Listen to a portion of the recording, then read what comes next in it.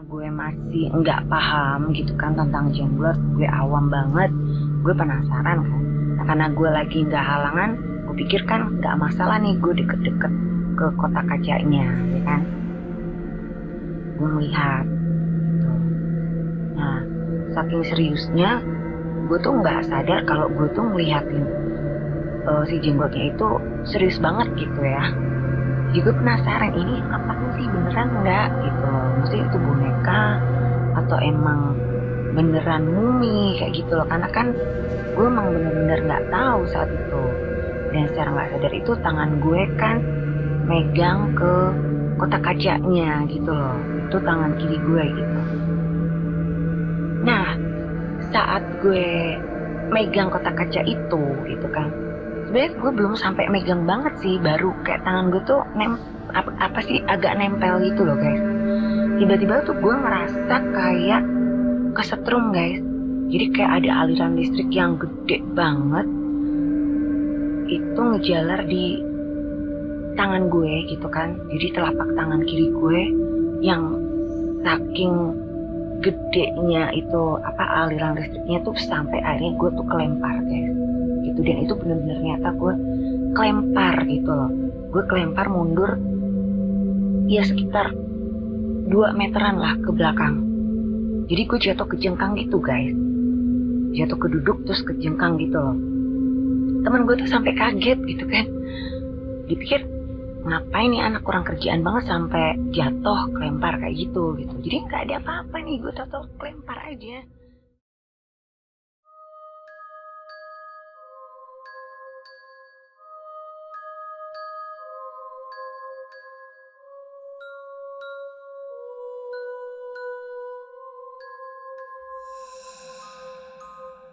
Halo guys, ketemu lagi bareng gue Adele di channel Real Horror Story.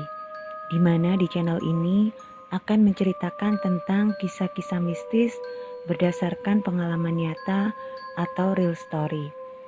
Dan sebelum gue lanjut, silakan klik tombol like dan juga subscribe bagi kalian yang belum subscribe. Dan juga klik tombol lonceng supaya kalian akan mendapatkan notifikasi jika ada video-video terbaru dari Real Horror Story. Dan juga jangan lupa untuk komen serta share jika kalian suka dengan channel gue ini.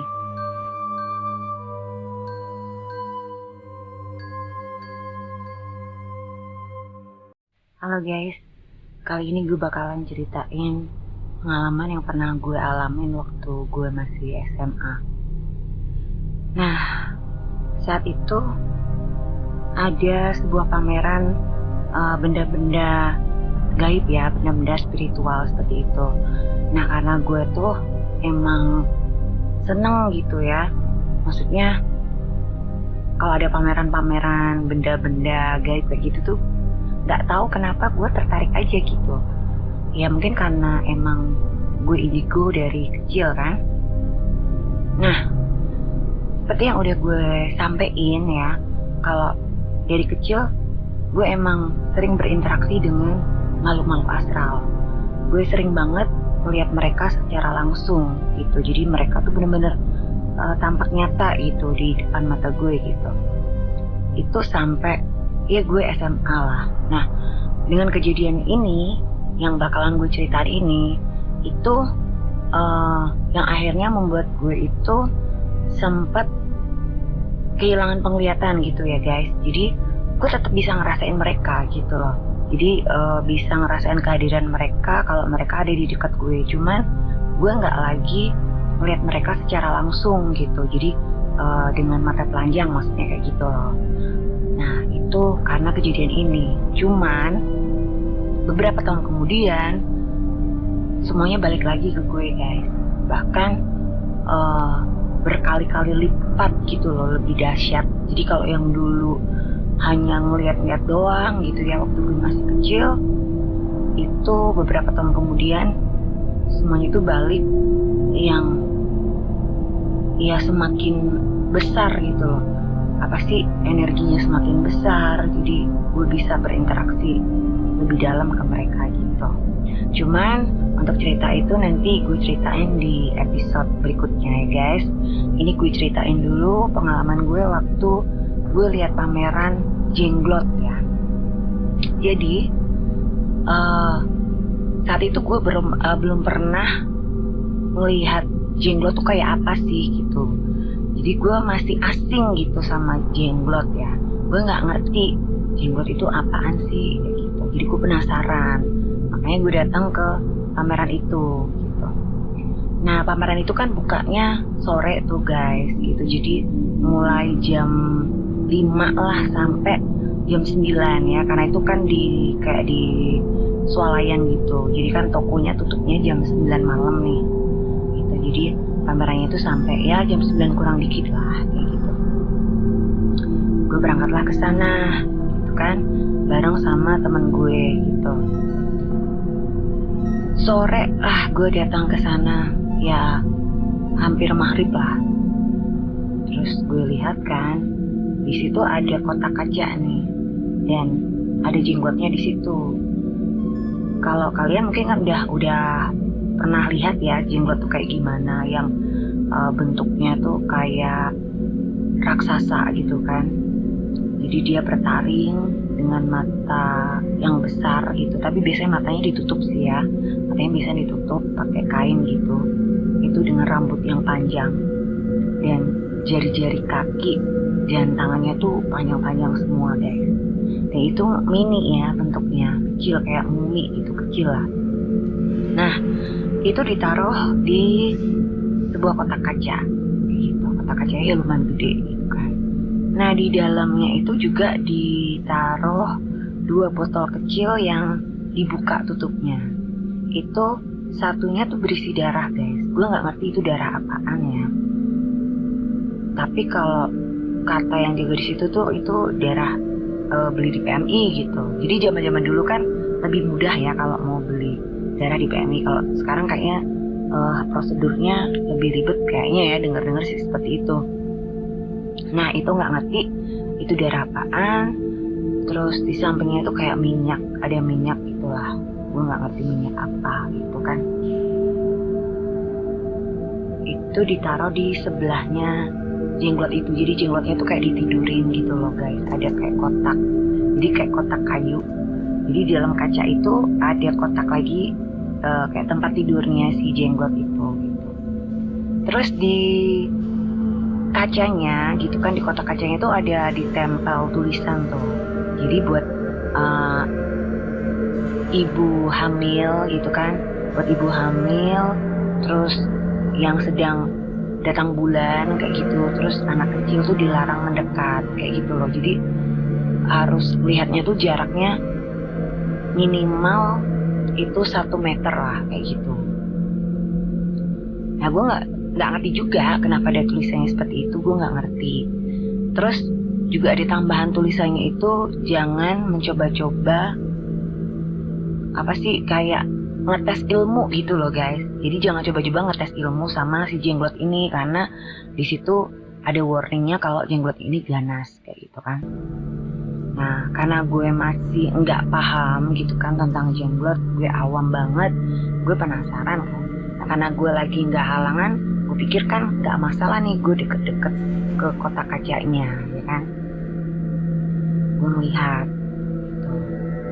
Nah saking seriusnya gue tuh nggak sadar kalau gue tuh ngeliatin si jenglotnya itu serius banget gitu ya.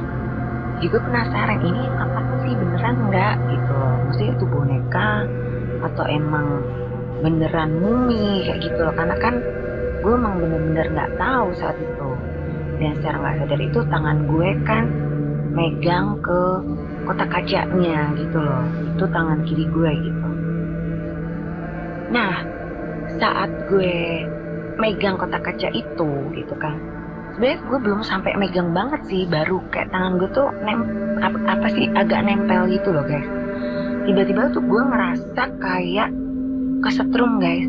Jadi kayak ada aliran listrik yang gede banget itu ngejalar di tangan gue gitu kan. Jadi telapak tangan kiri gue yang saking gedenya itu aliran listriknya tuh sampai akhirnya gue tuh kelempar guys gitu. Dan itu bener-bener nyata gue kelempar gitu loh. Gue kelempar mundur ya sekitar 2 meteran lah ke belakang. Jadi gue jatuh ke jengkang gitu guys, jatuh ke duduk terus ke jengkang gitu loh.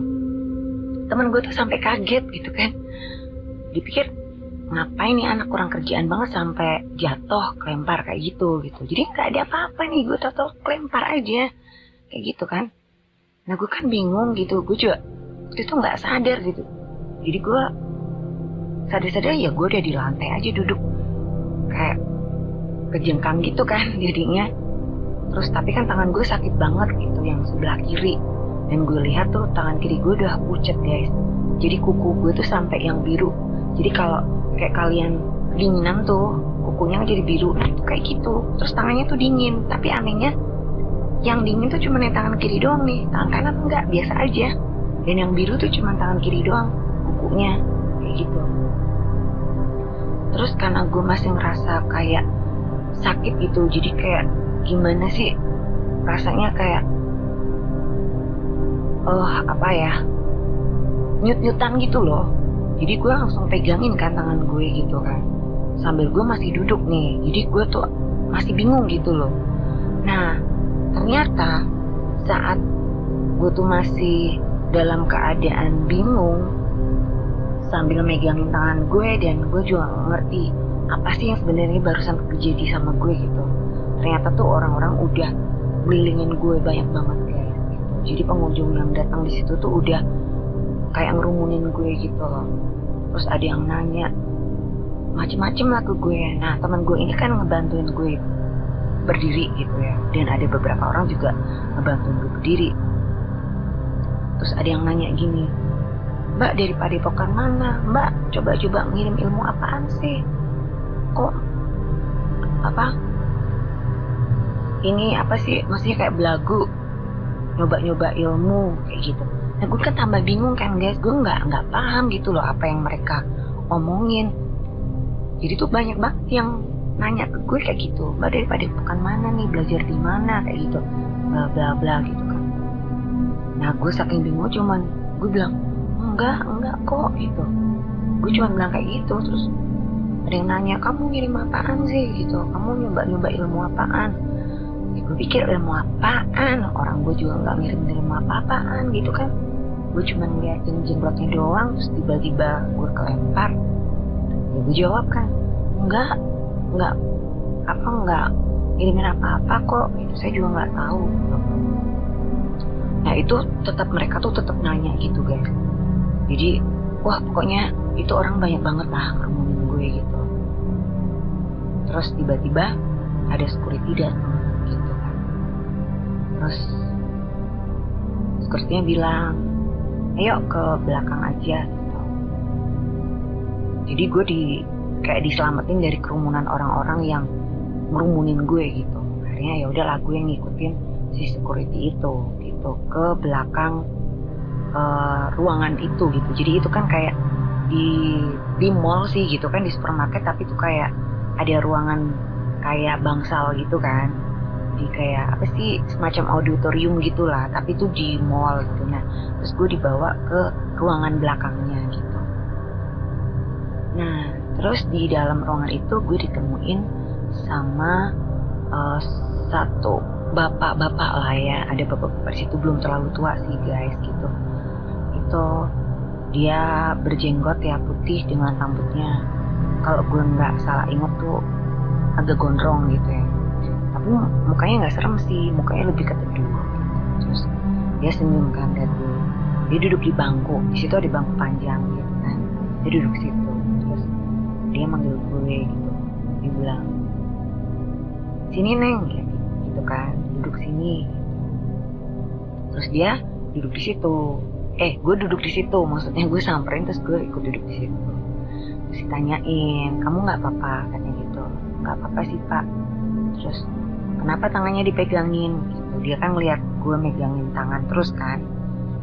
Terus bilang, sakit Pak, kayak habis kesetrum gitu. Terus diliatin kan tangan gue tuh masih pucet guys gitu, yang kiri tuh masih pucet, jadi kukunya tuh masih biru gitu loh, kayak apa kuku yang habis kedinginan kayak gitu. Terus agak gemeter juga kan, cuman yang kiri doang, yang kanan enggak. Nah terus si bapak ini dia minta izin buat megang tangan gue gitu, boleh lihat tangannya kan kayak gitu kan. Ya udah gue kasih, terus dia tuh pegang telapak tangan gue, terus dia kayak kumat kamit baca doa nggak tahu apa ya.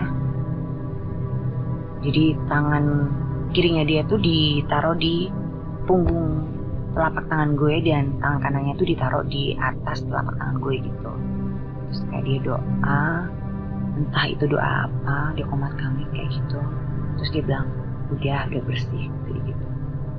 Nah anehnya waktu dia bilang kayak gitu, emang tangan gue tuh udah nggak kerasa sakit lagi guys, cuman emang masih pucet sih gitu kan, masih kukunya tuh masih warnanya biru gitu. Cuman terus emang perlahan-lahan tuh hilang, jadi udah nggak dingin lagi, udah biasa lah gitu. Nah terus dia tuh tanya lagi, emang kamu tadi ngapain? Jadi gitu. Saya nggak ngapa-ngapain pak.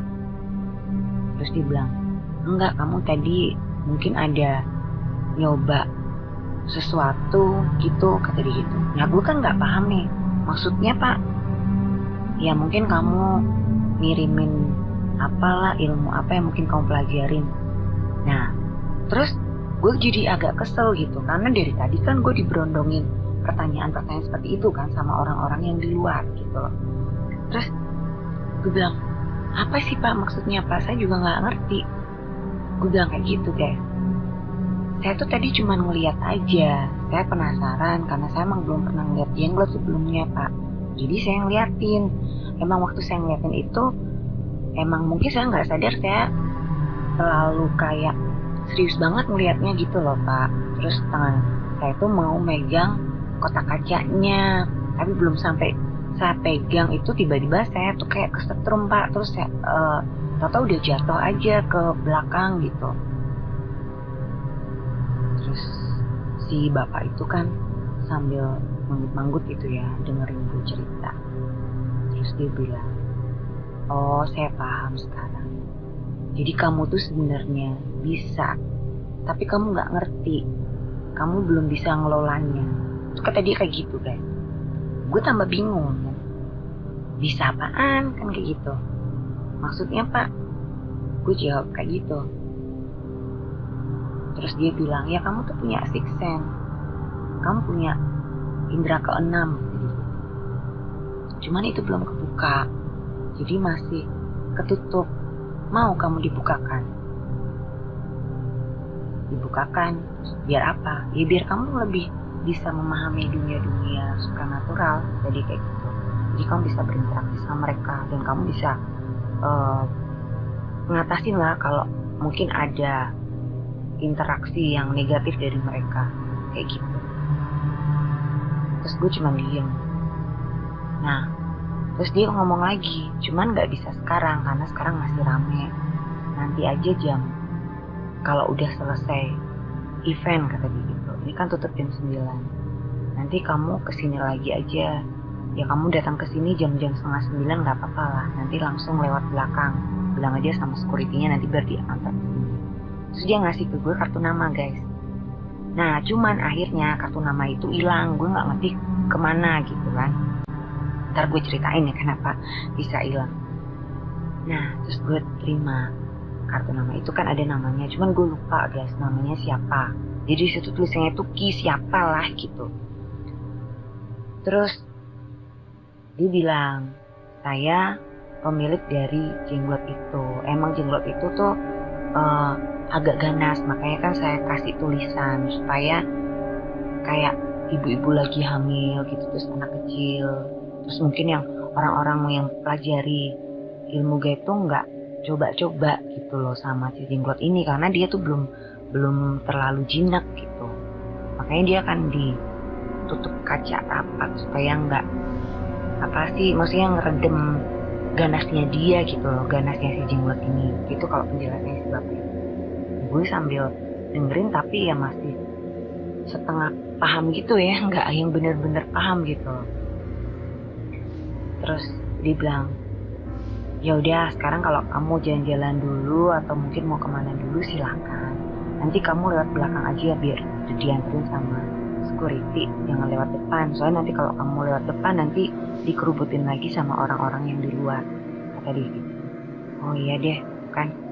Nah terus akhirnya gue dianterin ke keluar gitu ya dari ruangan itu gitu kan, jadi lewat tangga darurat gitu.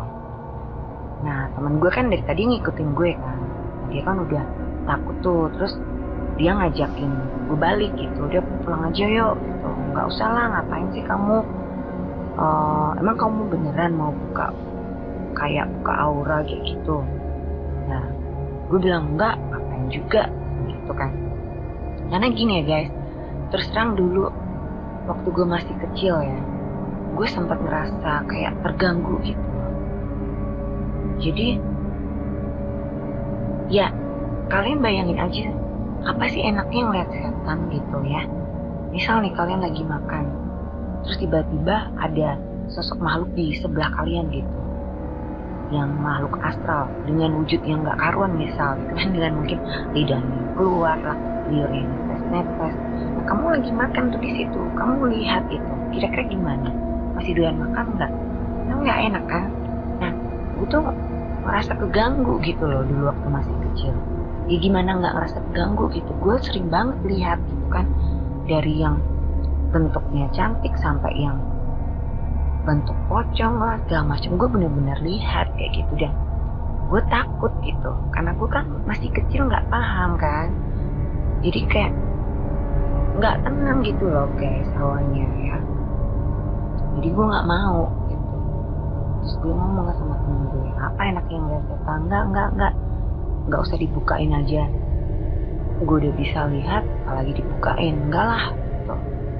Terus temen gue bilang, berarti ntar kamu nggak balik lagi kan? Enggak, ya yuk pulang aja, gue bilang gitu. Akhirnya gue balik nih guys ke rumah kayak gitu.